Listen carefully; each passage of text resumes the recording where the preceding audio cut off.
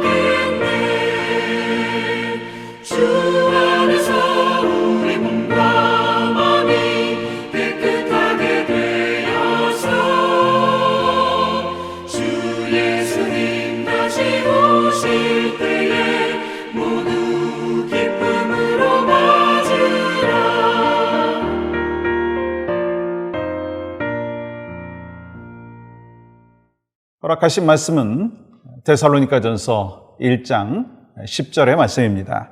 또 죽은 자들 가운데서 다시 살리신 그의 아들이 하늘로부터 강림하실 것을 너희가 어떻게 기다리는지를 말하니 이는 장래의 노하심에서 우리를 건지시는 예수시니라. 아멘.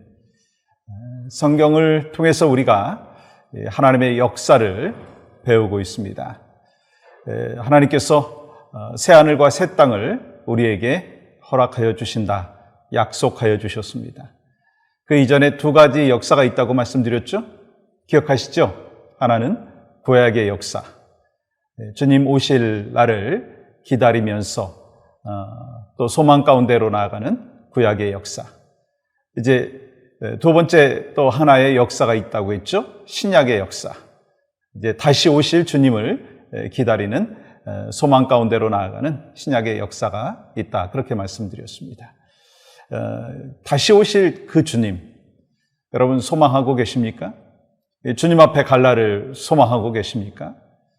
여러분과 제가 하나님께서 이 땅에서 허락하신 그 삶이 맞춰지면 주님 앞에 가실 것이고, 또한 주님이 언젠가 불현듯 이 땅에 재림하실 것을 성경을 통해서 우리는 분명히 믿고 확신하고 있습니다. 그러면 다시 오실 주님을 기다리는 하나님의 사람으로서, 또 주님 앞에 갈 믿음의 백성으로서 우리가 어떻게 살아가야 되느냐는 것입니다. 바로 어제 나누었죠. 첫 번째가 뭐였습니까? 주 안에서 서로 격려해야 된다고 했습니다. 또 한 가지는 우리가 주 안에서 거룩한 삶을 살아야 된다고 했습니다. 왜냐하면 험난한 세상 속에서 서로 격려하고 위로하고 서로 세워주지 아니한다면 우리 넘어질 수 있는 연약함이 있습니다. 주 안에서 서로 격려하고 또한 주 안에서 또 거룩한 하나님의 사람으로 살아가는 것이 마땅히 다시 오실 주님을 기다리는 믿음의 백성들의 삶의 모습이죠. 오늘 한 가지 더 말씀을 드리는데요. 그것은 바로 하나님의 신실하심을 붙잡아야 된다는 것입니다. 다시 오실 주님 기다리면서 하나님의 신실하심을 붙잡아야 된다는 것입니다. 데살로니가전서 3장 13절은 이렇게 기록하고 있습니다. 너희 마음을 굳건하게 하시고 우리 주 예수께서 그의 모든 성도와 함께 강림하실 때에 하나님 우리 아버지 앞에서 거룩함에 흠이 없게 하시기를 원하노라. 사도 바울은 예수님께서 재림하실 때 우리가 하나님 앞에서 거룩함에 흠이 없게 되기를 기도하고 있다라고 하는 것을 말씀하고 있습니다. 그런데 이러한 기도, 거룩함에 흠이 없는 하나님의 사람이 되는 것이 바로 사도 바울의 기도고 하나님의 뜻인데, 지금 저나 여러분들 삶의 모습을 보면 그것이 어찌 보면 불가능해 보이는 그러한 모습이 있지 않습니까? 아니, 저 자신을 보니까요, 거룩함에 흠이 없는 그런 사람으로 살기를 애쓰곤 있지만 그런 삶이 제대로 되지 않는 연약함이 있더라고요. 근데 이 사도 바울은요, 이 불가능해 보이는 이런 기도를 드리는 이유가 무엇일까? 그 해답이요, 바로 데살로니가전서 3장 12절 13절에 있습니다. 또 주께서 우리가 너희를 사랑함과 같이 너희도 피차간과 모든 사람에 대한 사랑이 더욱 많아 넘치게 하사 너희 마음을 굳건하게 하시고 우리 주 예수께서 그의 모든 성도와 함께 강림하실 때 하나님 우리 아버지 앞에서 거룩함에 흠이 없게 하시기를 원하노라. 여러분, 이 말씀의 주어가 뭔지 아세요? 주께서, 다시 말하면 예수님께서 우리 마음을 굳건하게 하셔서 하나님 앞에서 거룩하게 살도록 해 주신다라고 말씀하시는 거예요. 그렇지만 우리는 신실하지 못합니다. 우리는요, 아무리 결단해도 결코 완벽할 수가 없습니다. 그러나 방향만 잘 정하고 주님께 나아간다면 주님이 다시 오시는 그날까지 우리의 거룩함, 우리의 흠없는 삶의 모습을 이루어 주신다라고 하는 것을 말씀하고 있습니다. 누가 하는 거라고요? 제가 하는 거라고요? 아니라는 거예요. 여러분이 하시는 거라고요? 아니라는 거예요. 주께서 하신다라고 하는 것입니다. 그러므로 우리는 그러한 주님의 신실하심을 붙잡아야 된다는 것입니다. 그러면 주님의 신실하심을 붙잡으면 주님께서 우리를 인도하신다는 거예요. 리더십에 탁월한 전문가이자 서부 지역의 100여 개 교회를 개척을 한 외인 코데이로 목사님은 이 믿음에 대해서 이렇게 정의를 했습니다. 믿음이란 나중에 되돌아보면 알 수 있는 그것을 오늘 미리 붙잡고 사는 것이다. 여러분의 과거 속에 그저 힘들기만 했던 경험들이 있었을 것입니다. 근데 그 순간을 다 지내고 돌아보면 그 힘들고 어려운 순간 속에서도 하나님은 함께 하셨어요. 하나님은 지나가게 하셨어요. 하나님은 극복하게 하셨어요. 나는 극복할 수 없고 나는 이길 수 없고 나는 넘어갈 수 없었지만 우리 주님께서 극복할 수 있고 이길 수 있고 승리할 수 있게끔 은혜를 베풀어 주셨다는 거예요. 그러니까 우리는요, 자꾸 내 자신을 붙잡지 말아야 됩니다. 내 가치관을 붙잡고 내 생각을 붙잡고 내 경험을 붙잡고 살아가면 거룩한 하나님의 사람으로 살아갈 수가 없지만 주님의 신실하심을 붙잡고 살아간다면, 하나님의 신실하심을 붙잡고 나아간다면 여러분과 저는요, 다시 오시는 주님을 기다리는 하나님의 백성으로서 믿음의 역사를 풍성하게 이루어나가는 하나님의 사람이 되는 줄 믿습니다. 사랑하는 성도 여러분, 어떻게 다시 오실 주님을 기다리며 거룩한 하나님의 사람으로 살아갈 수 있을까요? 거룩한 하나님의 사람으로 서로 격려하며 서로 독려하며 살아갈 수 있을까요? 그 방법은요, 하나님의 신실하심을 붙잡는 것입니다.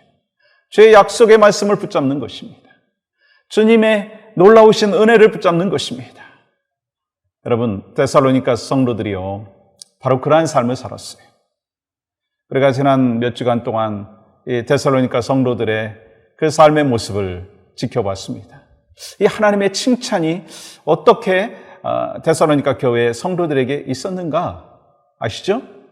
믿음의 역사를 이뤄나갔습니다. 사랑의 수고가 있었습니다. 소망의 인내가 있었습니다. 그리하면서 다시 오실 주님을 기다리며 살아가는 믿음의 백성이 되었습니다. 그것이 바로 하나님의 칭찬받는 아름다운 역사의 삶의 여정 가운데 나타나는 축복의 과정이고 열매라고 하는 것을 오늘 말씀을 통해서 다시 한번 우리에게 증언하고 있습니다. 소망하는 마음이 있습니다. 바로 여러분과 제가 데살로니가 교회 성도들과 같이 믿음의 역사를 펼쳐나가기를 원합니다. 사랑의 수고가 날마다 있기를 원합니다. 소망의 인내가 있기를 원합니다. 다시 오실 주님을 기다리는 하나님의 백성으로서 여러분과 저의 삶 가운데 바로 거룩함이 있기를 원하고 서로 격려하기를 원하고 또한 하나님의 신실하심을 날마다 붙잡고 나아가는 여러분과 제가 되기를 주님의 이름으로 간절히 축복합니다. 그러한 마음으로 우리가 신실하신 하나님을 붙잡고 기도해야 될 제목이 있습니다. 오늘은 교육관 건축을 위해서 함께 기도합니다. 지금 상황이요, 교육관 건축의 퍼밋이 거의 가시화되고 있는 그런 상황입니다. 한두 주 안에 가시적인 열매가 있을 거라고 기대하고 기도하고 있습니다. 여러분 함께 기도해 주십시오.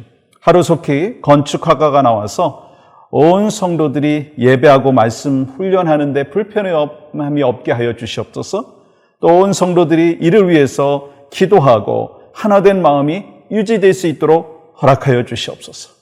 또 건축 진행 과정에서 안전사고가 일어나지 아니할 수 있도록 하나님 인도하여 주시옵소서.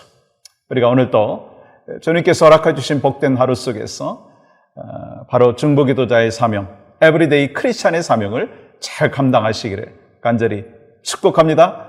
기도하겠습니다. 하나님 감사합니다. 오늘 또 생명 되신 예수 그리스도 우리를 위해서 이 땅에 오셨고 죄와 사망의 권세 속에 머물러 있는 우리를 위해서 십자가에 못 박혀 돌아가신 그 놀라우신 사랑과 은혜를 기억하며 오늘 또 다시 오실 주님을 기다리는 믿음의 백성으로서 신실하신 하나님을 붙잡고 또 중보기도자의 사명을 감당하는 축복의 하루가 될 수 있도록 은혜를 베풀어 주시옵소서. 예수님의 이름으로 기도하옵나이다. 아멘.